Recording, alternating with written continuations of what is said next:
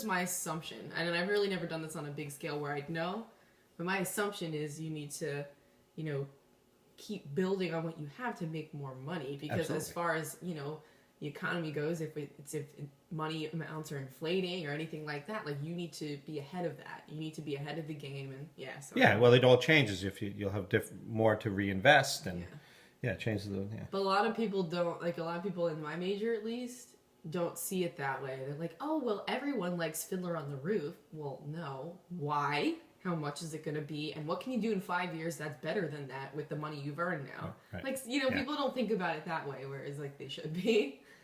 Well, you will do well in management with that kind of thinking. Okay, so that you agree that's Oh, I absolutely agree. And actually, it's a fault of our society. We see the future in shorter time frames, generally speaking. Yes. Japanese, Asian societies look further out. Not saying that things are working well for them at all right now. They're not. But yeah, we tend to see things even on another level in quarters. Right. Because, you know, everything is based on quarterly returns and in a fiscal year. Yeah. It's short-sighted. It is. And then, like, the thing is, too, people are too... I learned this in economics senior year of high school. He basically... It's a dismal science, economics.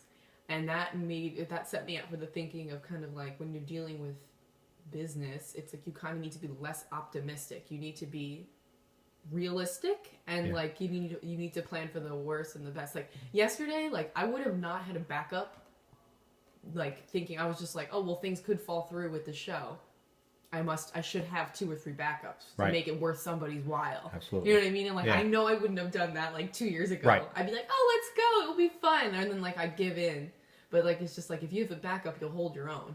You know, you don't have to basically rely on anybody. Yeah, absolutely. Yeah.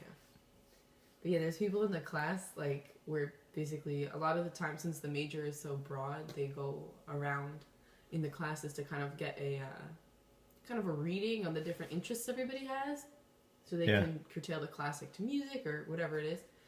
So they're like, describe your interests and like versus your experience. You're like, oh, I'm interested in this, but I have no experience. Right. There's people in my senior capstone class graduating in May, no experience at all. And I'm sorry, like, and I'm somebody who advocates the major to death. I would. Yeah.